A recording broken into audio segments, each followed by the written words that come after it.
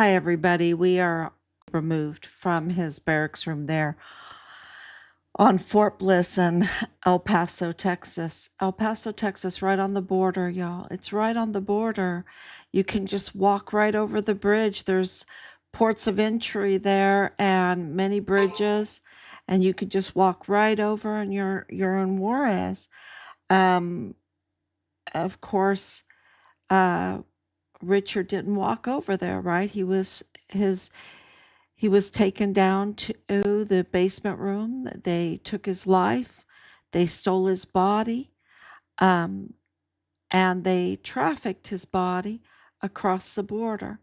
Now, years of investigation have led to, uh, what happened, right? We know that our evidence is so compelling, is so thorough that the U.S.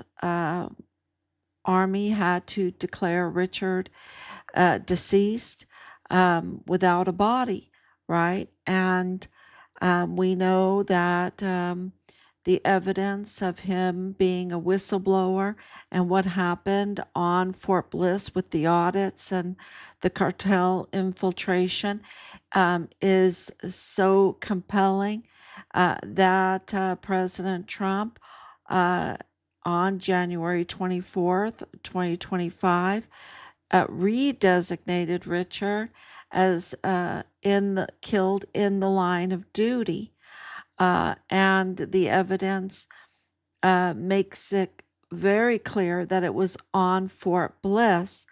Of course, we have the crime scene, the arms room, the seal on the door. All of this is because of a vast, robust, compelling amount of evidence that our investigation has produced, whistleblowers have filed, and we have also filed and filed and filed. And so, of course, in August of 2025, President Trump sent us not one, but two letters, um, absolutely letting us know that he was on this. He was on this. He is wanting accountability. He is seeking the death penalty for what they did, and that Richard was a hero, an absolute hero, and that he uh, went above and over his duty, and should be admired and respected by every American. So, this is clarifying that all of what, and of course, we know El Paso cartel operative Bob Moore of El Paso Matters was lying. That he was working for the cartel, right? He was working for the El Paso cartel, and he was lying about Richard. They were conducting a smear campaign, but I've said that for a long time, that this has been um, an operation that uh, we needed to understand, because it was big. It was so big, because no way in the military that we know, unless this is an operation of mutineers, of rogue operations, that this could not happen. The breaches in security, the stealing of our son's body, the whitewashing, the retaliation, the tampering of his files, the amount of people that are part of this, being in the agencies, in the military, in the mortuary business, and connected with the cartel, right? Connected with the cartel. So we knew that we needed to investigate, like they told us. They didn't think that we were going to do it. They didn't think we would figure this all out. But we have, and so we are posting it. We're spreading it around because of everybody sharing it. And if you speak Spanish, God bless you for translating this and getting this out to Mexico because this is so important, right? And with AI, the translations are pretty good. They're getting very good. So God bless you for doing that. And thank you for sharing on really big platforms. The word is getting out about this parallel government, these rogue operations that the El Paso cartel conglomerate. It's a conglomerate, they made an alliance, the CJNG, the El Chapo, Sinaloa cartel, the La Linea, the Juarez cartel.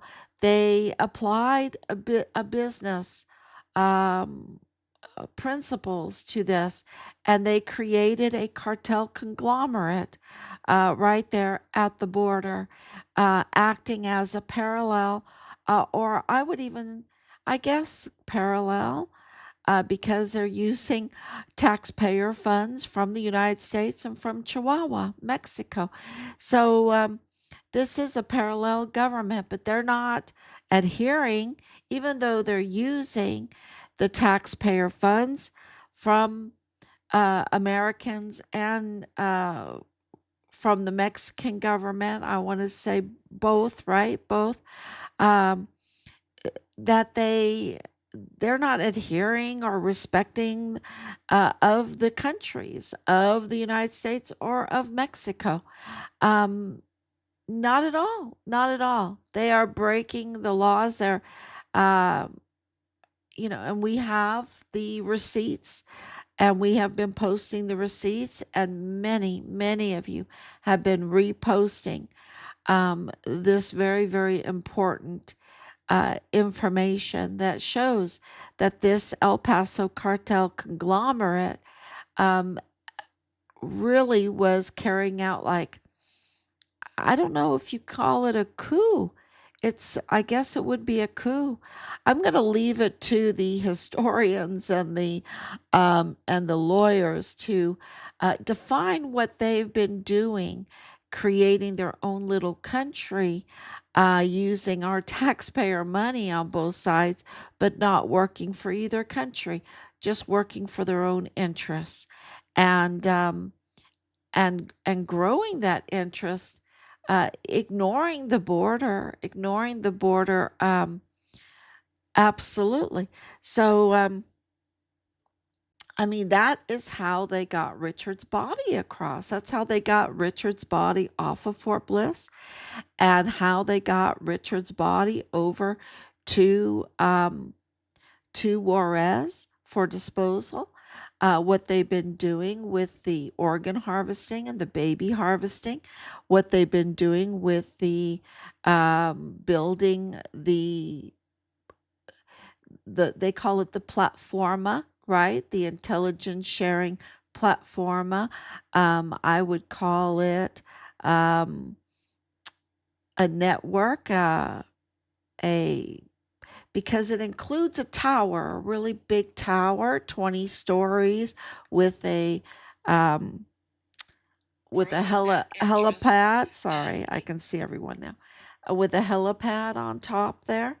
Um, and the 18th floor for the rogue Americans, right? The rogue American agencies, the unlawful, the um, would you call them double agents or um, traitors? The traitors, because the traitors are on both sides. Maru Campos and her administration, absolutely traitors.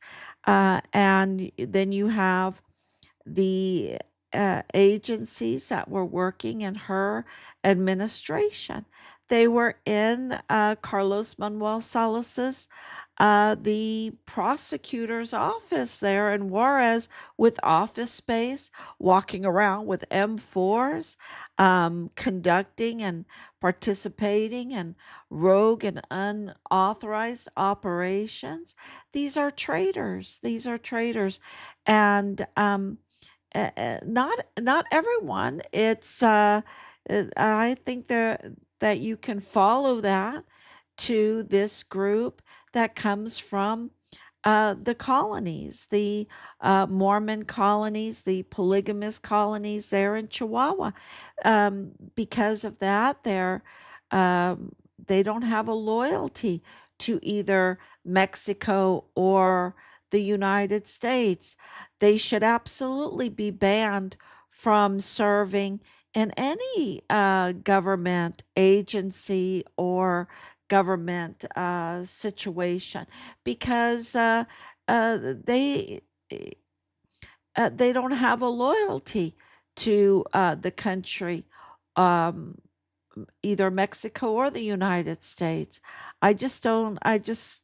The evidence shows there's just a real problem there, a huge problem there, and this problem is not a little problem. And when I say it's a huge problem, I mean that it takes lives, that lives are lost because of their treacherous dealings and uh, breaches of security uh, because they have access to the intelligence databases. They have access uh, to the taxpayer funds.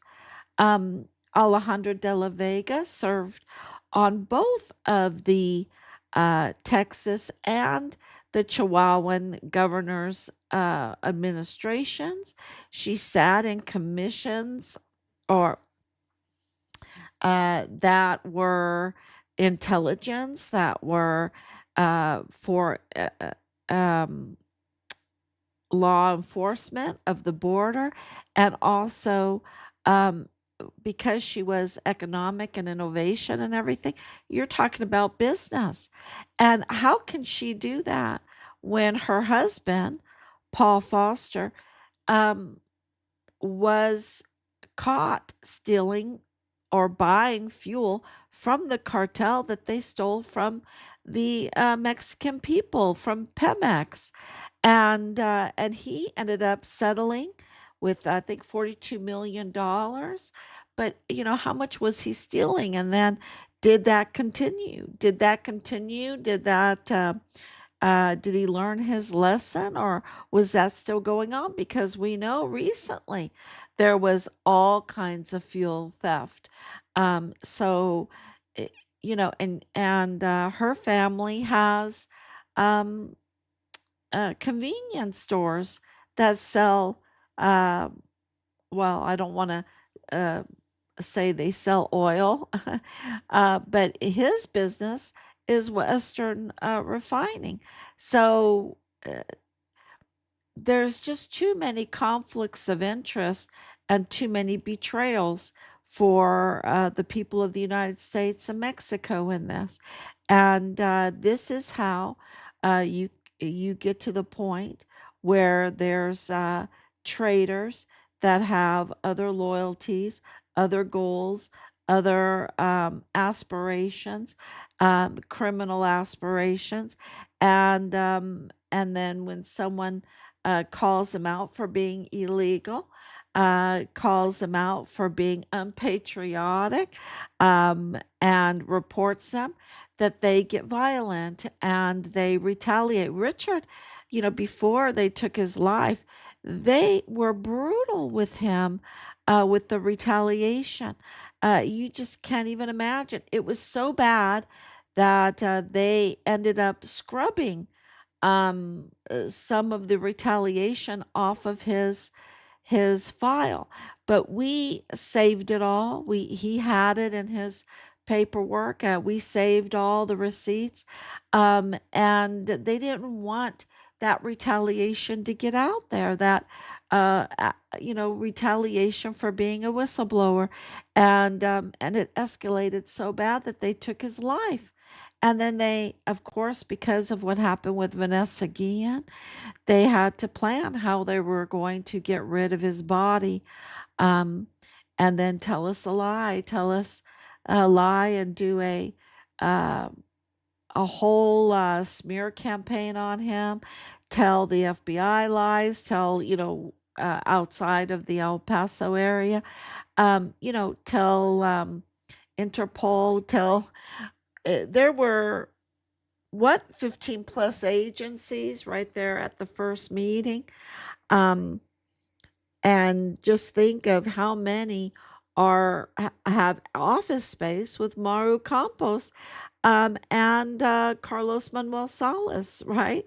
And y- you know, now we have breaking news that President Scheinbaum, um, with her security secretary Horfuch, have absolutely confirmed that there were 4 CIA agents recently on this unauthorized operation that ended up in an ambush where 2 of them, um, Agent Black and Agent Johnston, were both killed. Were both killed. Their lives were taken from them, and that they had office space in Maru's, Carlos Manuel Salas's building, and that they were carrying M4s around.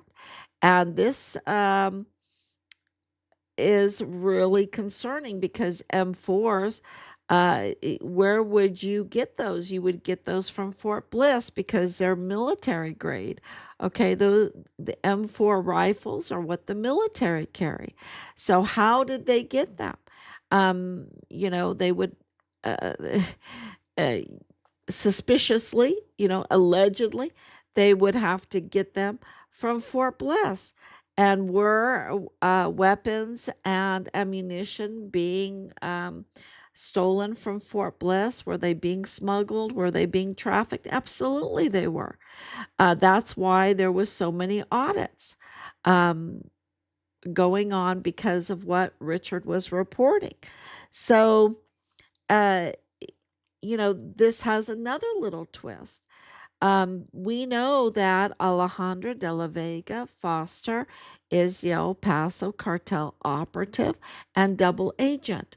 We know that she served on both governors' administrations, and that she facilitated the treasonous treaty between Texas Governor Abbott and Maru Campos. Okay, we know that Michael Maiella had also. Like a triple agent. He had a triple hat on, maybe more hats than that, because he is still working in the FBI office there in El Paso. But at the time, he was working in the DA's office also. Okay, at the same time as working for Walmart cybersecurity. Okay, not Walmart being a checkout person. No, cybersecurity. Um, so this is with his father being the federal courthouse manager, um, and being the family to the alleged shooter, one of the shooters in the Walmart mass shooting, um, Patrick Crusius. Okay.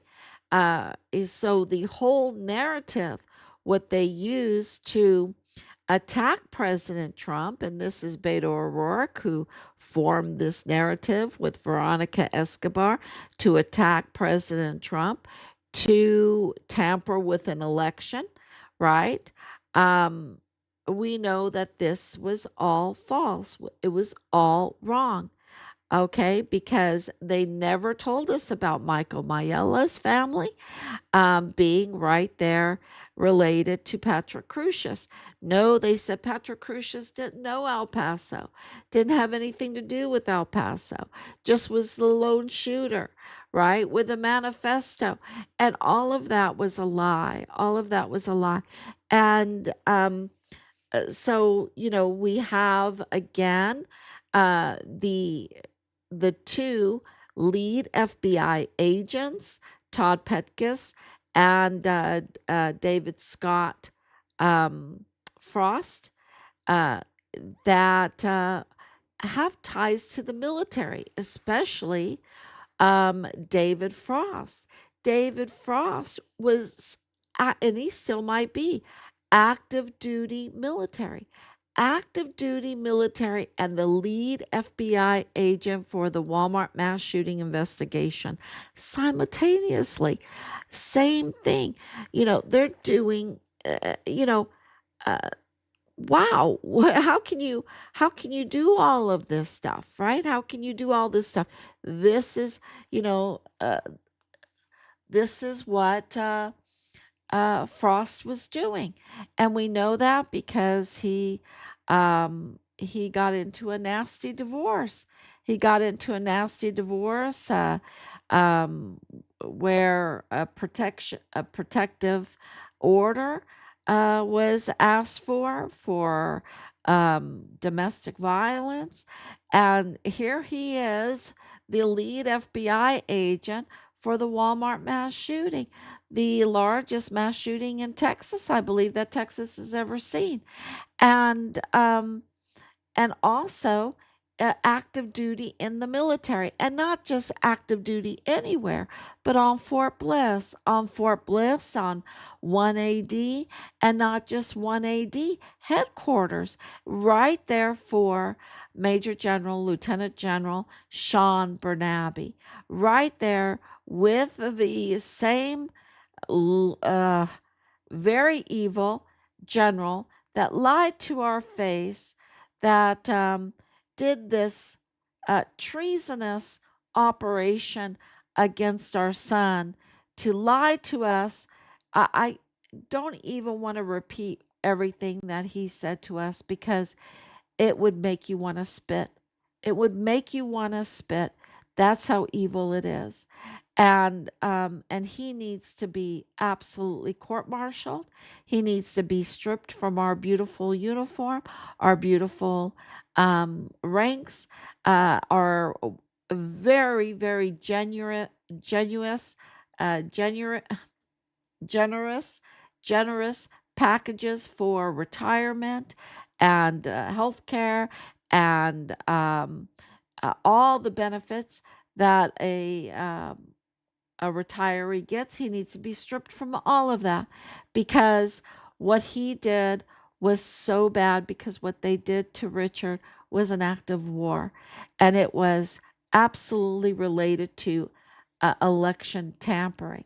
And to have the lead FBI agents, that one of them we've confirmed 100% was active duty right there with Sean Bernabe, um, had a meeting with Carlos Manuel Salas.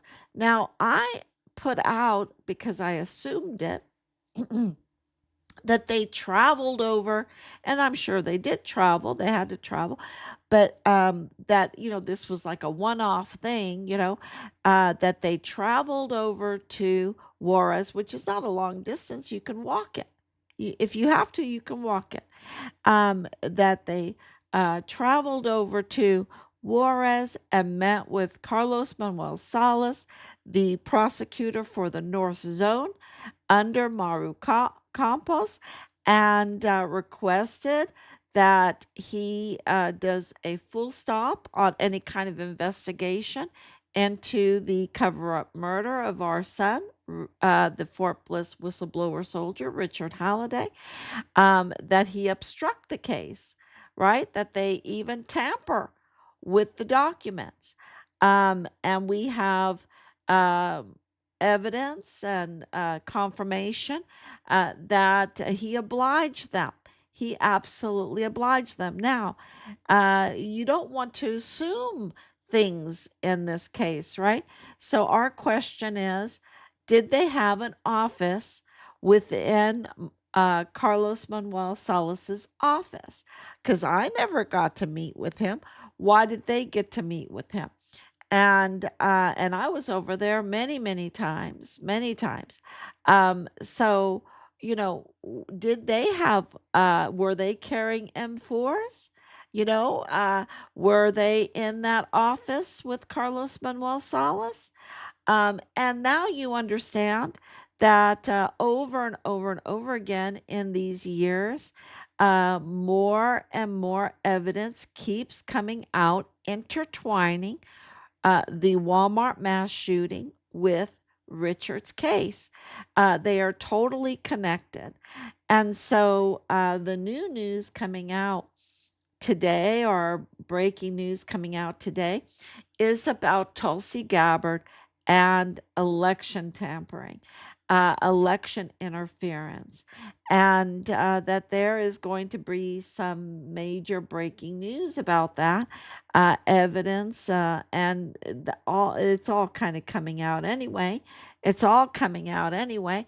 And what they did in the Walmart mass shooting, because we know that Todd Petkus and David Frost absolutely botched the case. We know that it was staged.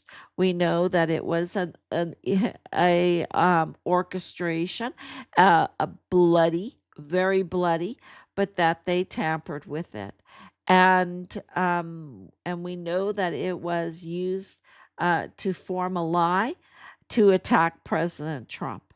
Okay, and that lie, for most part, was developed by Beto O'Rourke, who has really bad ties to the Plenitude Crematoria, to La Diabla, to Zorro Ranch. I mean, he has pretty bad ties.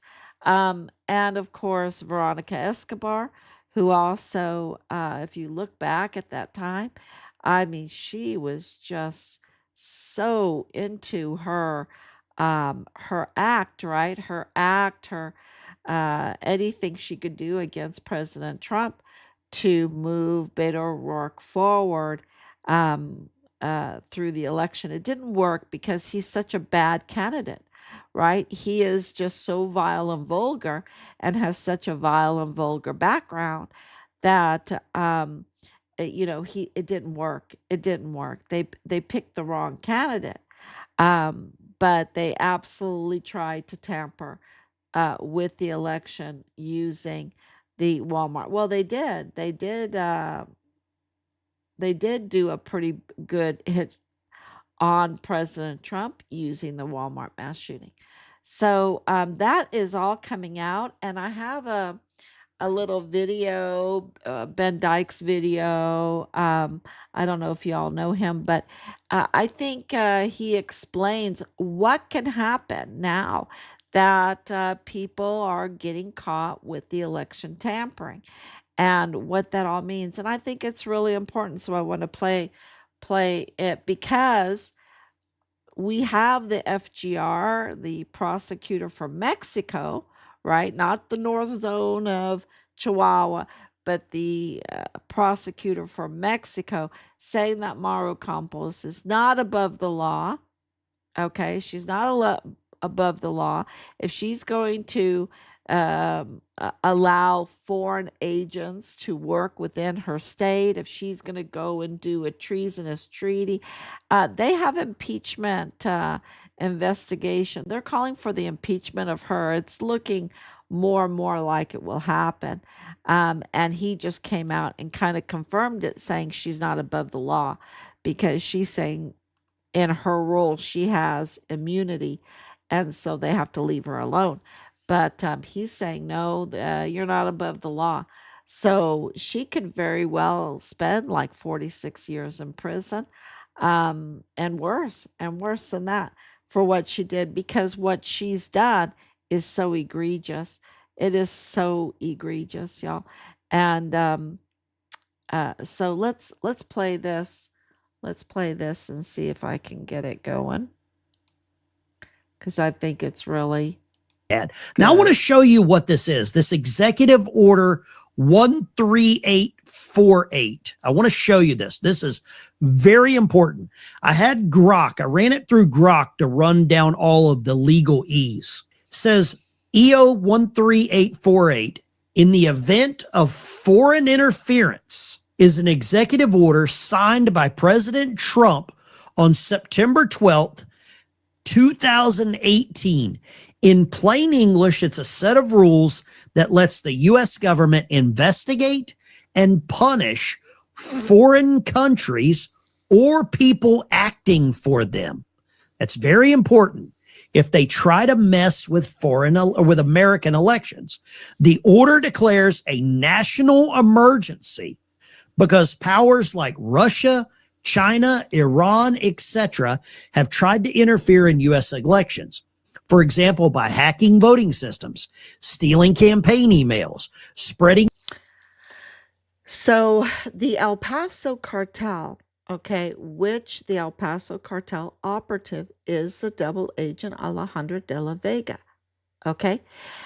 She, of course, was on the Chihuahuan governor's administration.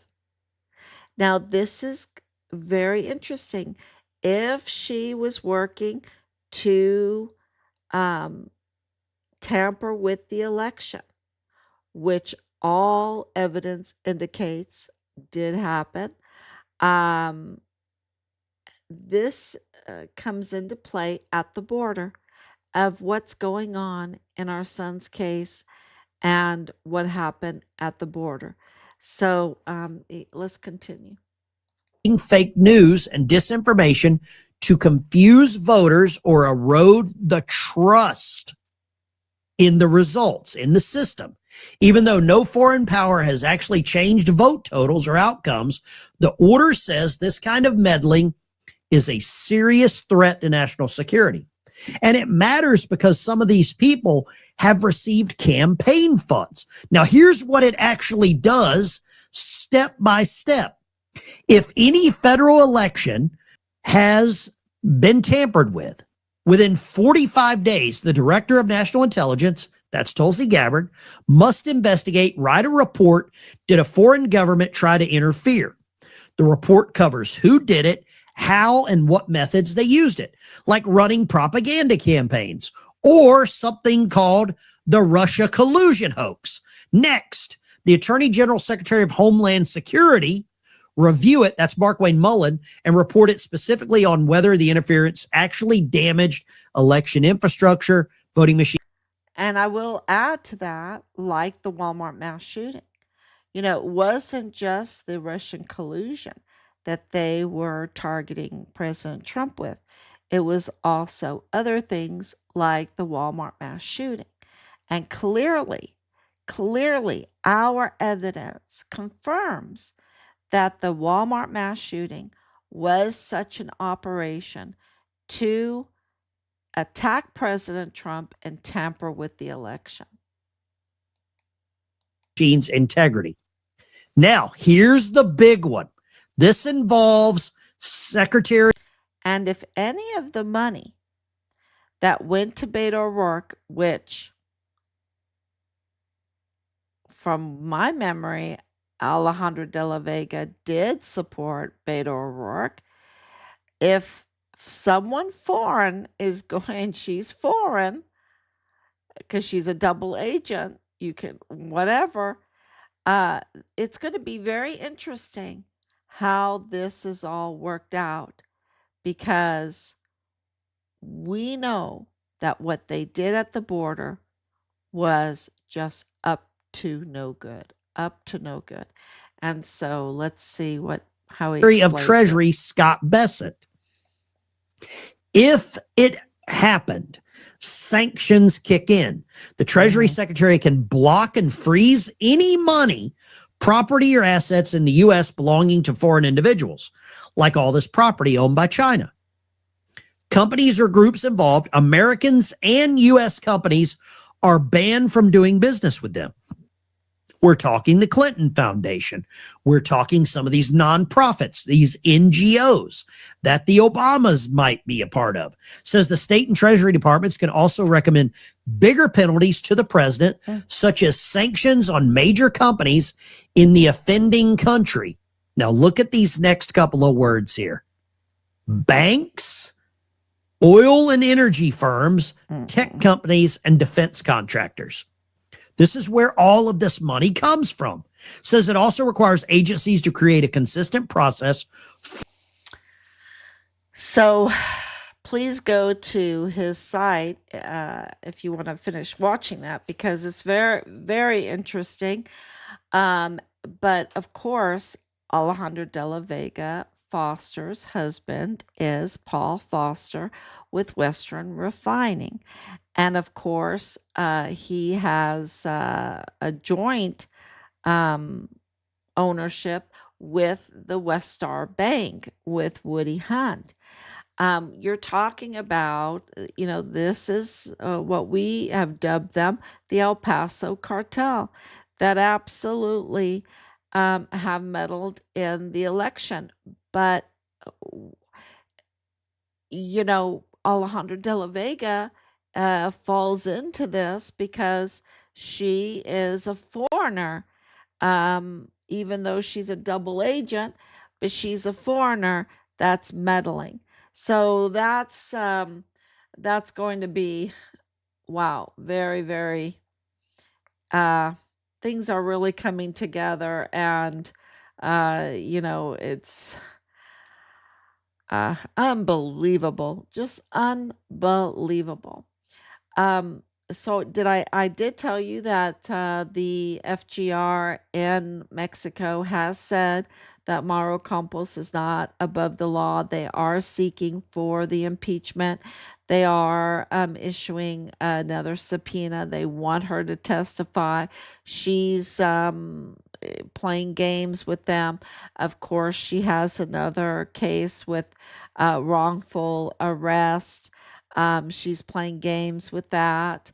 But the impeachment is going forward. And the investigation, President Scheinbaum has called for an investigation into the treasonous treaty with Texas Governor Greg Abbott. So, things are really moving fast in Mexico when it comes to Maru Campos. And it doesn't look good for her at all, because she did it to herself. She's a traitor to Mexico. She's a traitor to her office, clearly. And she was wearing red. I said she has blood on her hands. Yeah. The other thing is we have a CIA boss that, and I'll put this on. Um, uh, he had what, $40 million in gold bars. I mean, if he's, wow, I love gold bars, right? I love gold bars. Who doesn't love gold bars, right? And he has $40 million worth, I think over 300 gold bars he had. And of course, he had, I think, $2 million and 35 very, very fine watches. Um, so here he is, a CIA agent boss, and they went and arrested him. Yeah, and they have an indictment. The indictment's very, very interesting. Um, so then we have another indictment um, that is about a spy. And when you read through the indictment, it reads like Alejandra de la Vega's life and what she's been up to. And so I did post up that article, and I hope that you all read it, because it is, I think this is what's coming. They can't have double standards.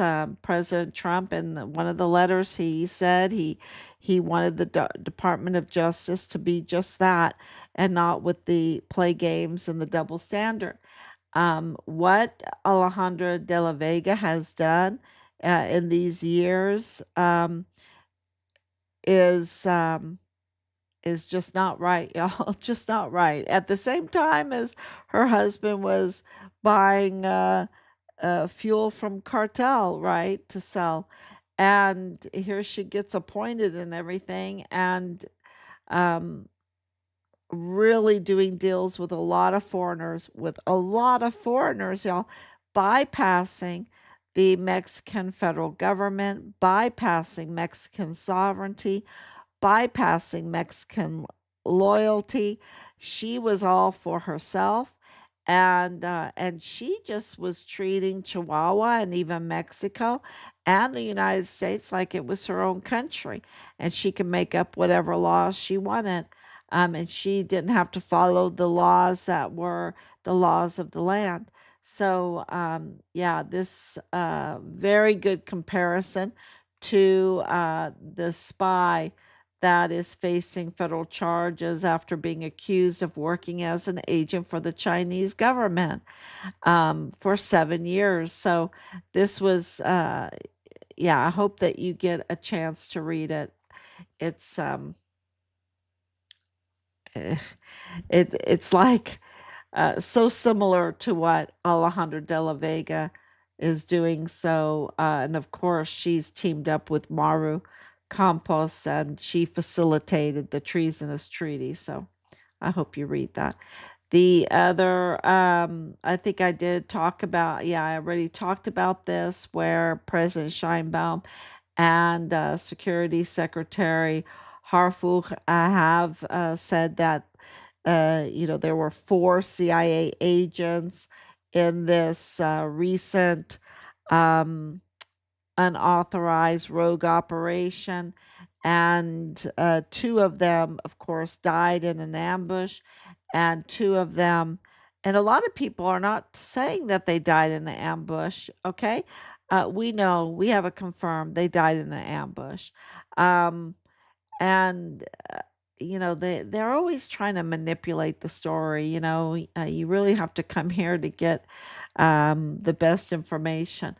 But uh yeah, so they both said what we said. There's 4 CIA agents, and there's a lot more, but there's 4 CIA agents on that rogue mission. 2 died, and 2 now have been asked to leave because they weren't. It's been confirmed they weren't here. They in an authorized legal way, so they need to leave, and we know that Carlos Manuel Salas is building his prosecutors building in the for the North Zone had office space for CIA agents that were carrying M4s. I mean, it was really bad. It was really bad. It is really bad. So Maru Campos, she needs to get into trouble. Okay. Um, and then early this morning, or earlier this today, I posted up about the border and about this candidate that wants to just have an open border in Texas. And I hope that you read it, because uh, if you want an open border right now with everything that you know, I think that you're not seeing things straight. And this is a he says he's labeled himself with a Presbyterian seminary, but everything he says is so against that's just all deceptive. A lot of people have come in and say that they're Roman Catholic, or they say they're evangelical, or in this case, they'll say they're Presbyterian, just to give those a bad name. They did that with Richard too. They just want to give it a bad name. They're very deceptive actors, and you know them by their fruit, because no Presbyterian seminarian would say the crazy things that he's saying. Um, you know, he doesn't even define God properly. And we know it's very, very simple with Christianity. We have the Apostles' Creed, we have the Nicene Creed, and soon with the Trinity coming, we're going to be reciting the Athanasius Creed. We have the councils of the church. It's very defined. The Apostles' Creed is very defined.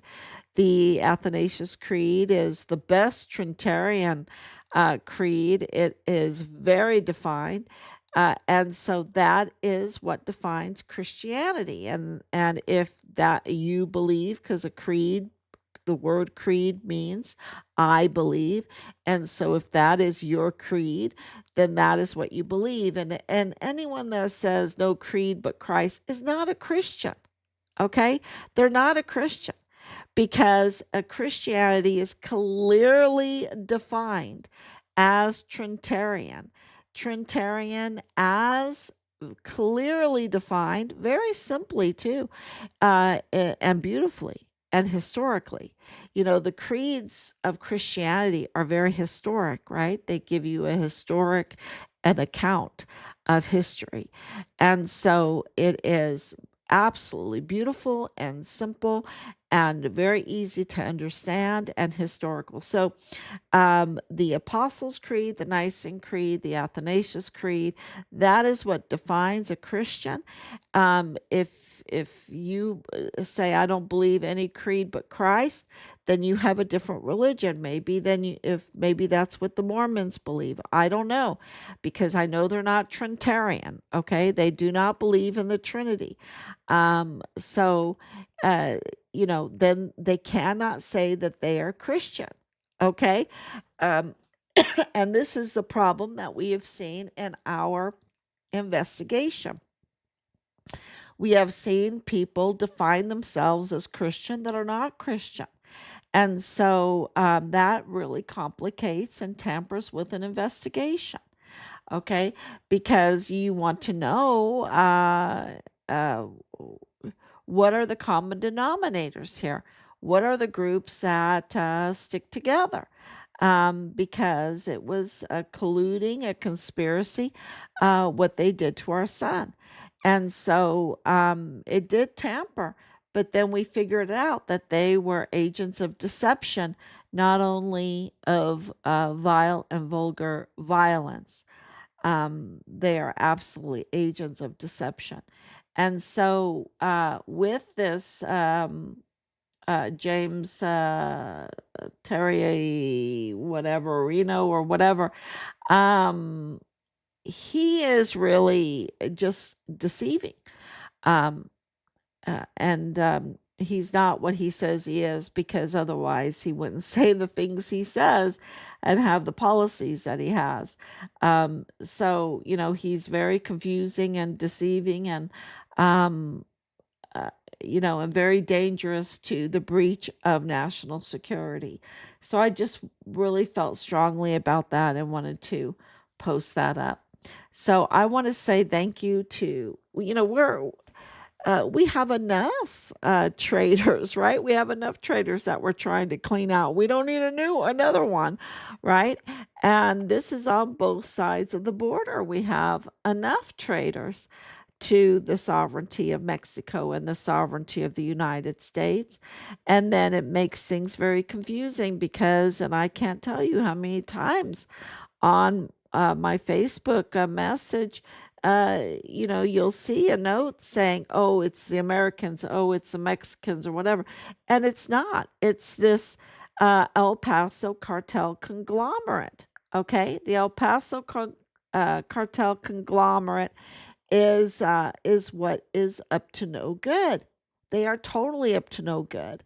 And so we have to really get to the point where we can recognize who is messing with the judges, who's messing with the elections, who's messing with the governors, who's messing, um, with our countries. And it turns out in this case, it's the El Paso conglomerate, an alliance. It is an alliance with the CJNG who are brutal. The La Linea, they're also brutal. And the El Chapo Sinaloa cartel. So thank you so much, everybody. Thank you, Anicia, for coming on so late, and your love and your prayers. And we will be back tomorrow, God willing. Thank you so much for sharing. Please like, share, join, yeah, all of that good stuff to help us reach more people.